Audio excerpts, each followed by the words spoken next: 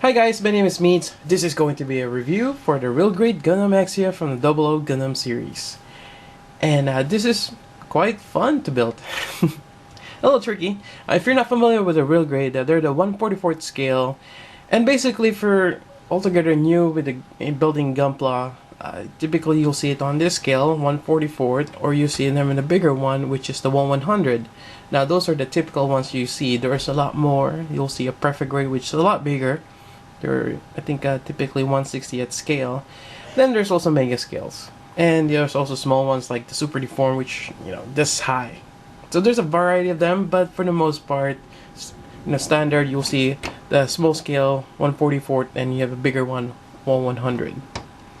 But this one in particular, the real grade, there's a lot more details to it, there's more parts, and it's actually a lot more fun in terms of building, and also in terms of after you finish it, just a lot of details.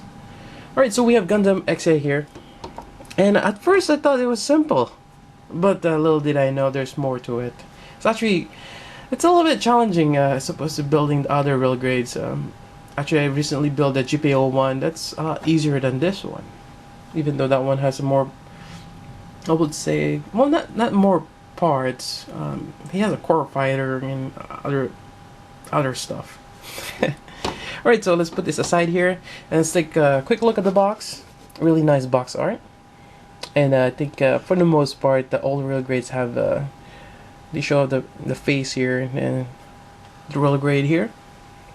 On the side, kind of gives you an idea what's inside. You have the inner frame for most real grades, and this is the new inner frame. I can't remember where they've actually started switching this.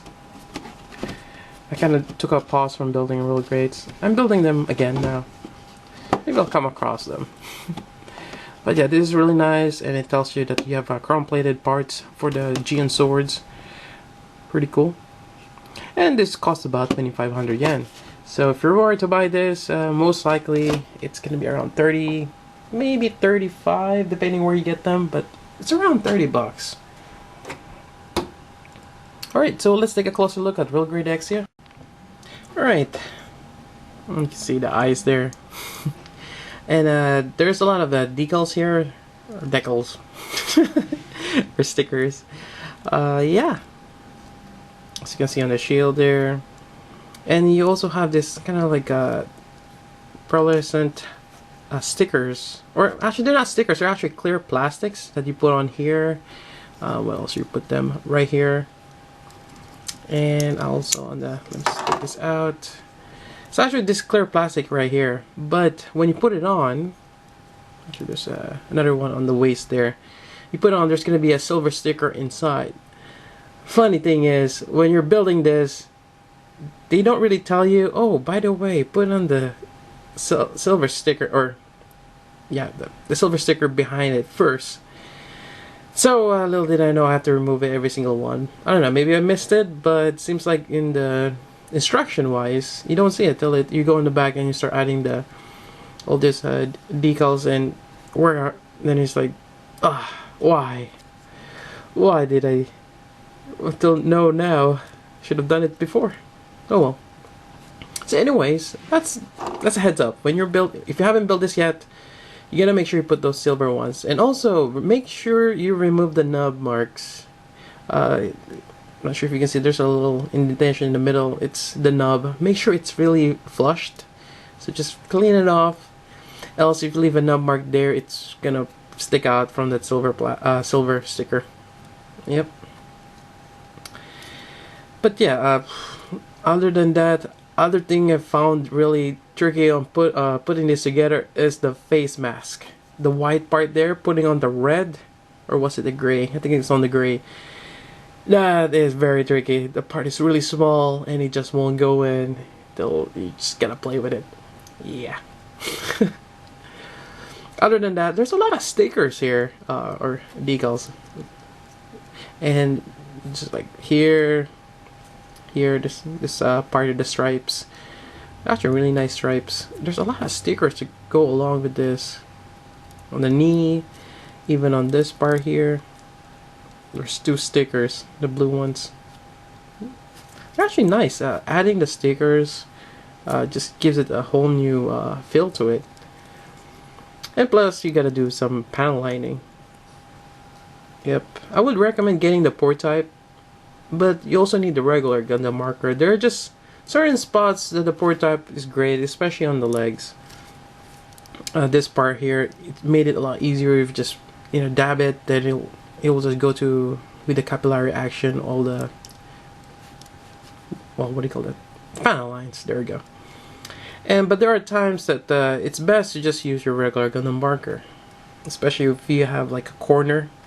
Again, it will be best to use a regular Gundam marker as opposed to using the port type, because port type, if there is already only an indentation.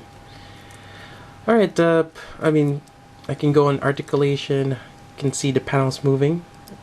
It's really cool. And I think I already shown this part here. See a little vents there coming out. Then you just keep bending it. So there's a lot of articulation there. Pretty cool.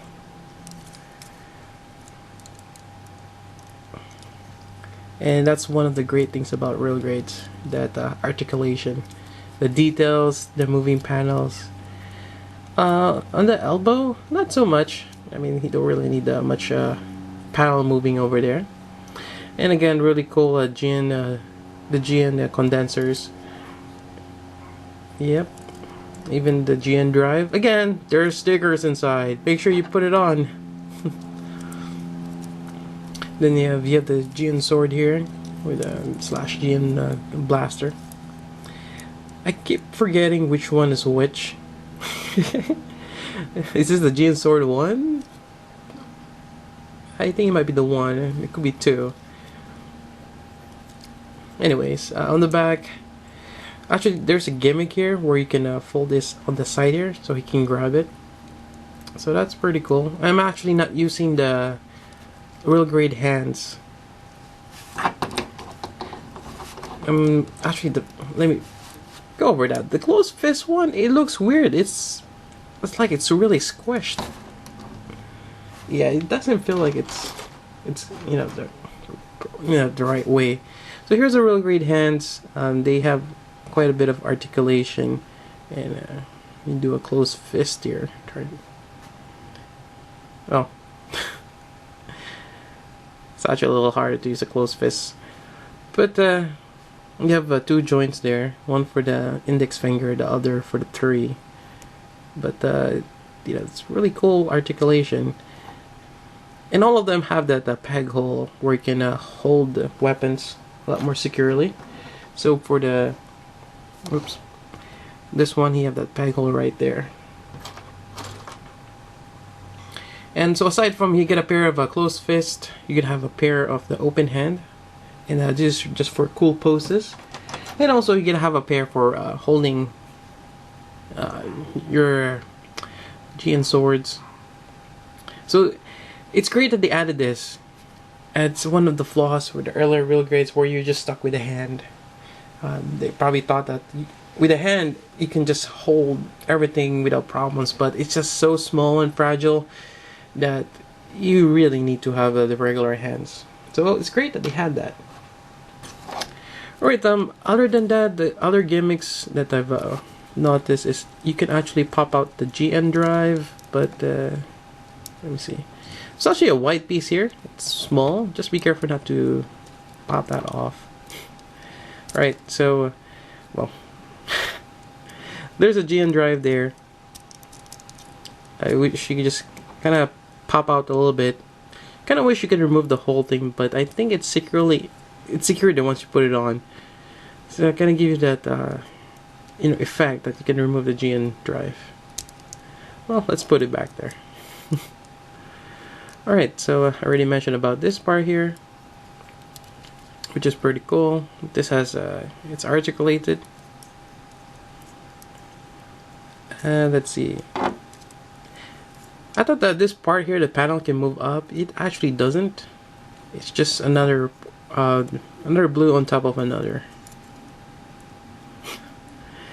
And this kind of gives you a spring action. But it doesn't really hinder you. You can move up. Let's see. Move forward.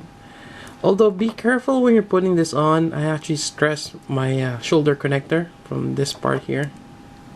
I think one of them is, I think, on the right side. And you got waist.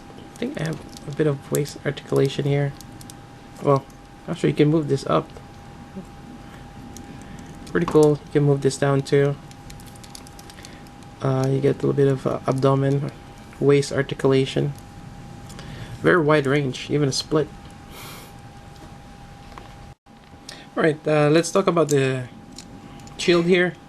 It does pop out from time to time, and it's kind of weird that it's mounted on top. Usually you find the shields are mounted on the back here, but that's how it's mounted. And if you have it straight up, it kind of, the tip just hides under the shoulder armor. Kind of interesting. So you have to bend it down to get that angle right there. And another thing I want to point out, I kind of wish there's a swivel here, but it's a whole piece. There's no swivel on here, so kind of wish they have. But you have different mounting points if you want to closer to him. Yeah. But sometimes it's just better just don't have the shields at times. Alright, moving on. Let's see what else I can talk about. Well, I already showed the GN sword that can swing out forward and back. And it's kind of nice that they actually have a double joint system here. You can see that you can move the shield side to side. And just kind of gives you a little bit more flexibility with this shield right here. It's jointed up there and onto the gun. That's pretty cool. And this one kind of sways up and down. Yeah, pretty nice. Alright, let's put it back there. And let's see what else. There's actually a cool gimmick here where you can put the GN swords. If you just pry this out on the waist here, there you go. It pops open and there's a little joint there which you can flip out. You see right there. And it's actually if I'm not mistaken, it's a hexagon shape, so it's not a circular peg. So you can just put this on, and likewise you can do the same thing on the other side for your other GN sword. And they are in different lengths. So this one's a lot longer than this one, and you can put both. Actually, the blue part sticks up. I put this wrong, but you get the idea. So that's a really nice gimmick. I typically don't want to put this on here. It just kind of gets on the way. Yeah, so I may get it out again if I can. There we go. Flip this around. You gotta make sure it goes all the way down there, because if you don't, it... Yep, that's not going. Come on. It's so small. So that might be a problem for some people who have big hands. It is relatively finicky. You got small parts. But if you got the patience, you know, just it takes patience to work on this.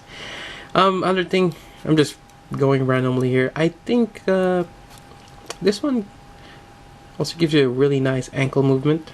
So again, a lot of cool poses with this. Just the variety. You can have him kneeling.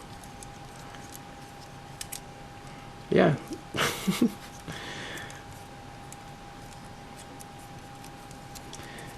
So just a lot of cool poses you can do with this guy. Alright, then I think that's about it for the review. Other than that, it's a fun build. I highly recommend picking up your real grade Exia. I got mine from Tatsu Hobby. I think they still have a couple of real grade Exia, or they might getting some more. So check that out. I'll put the link down below. Alright, so real grade Exia, an awesome real grade kid.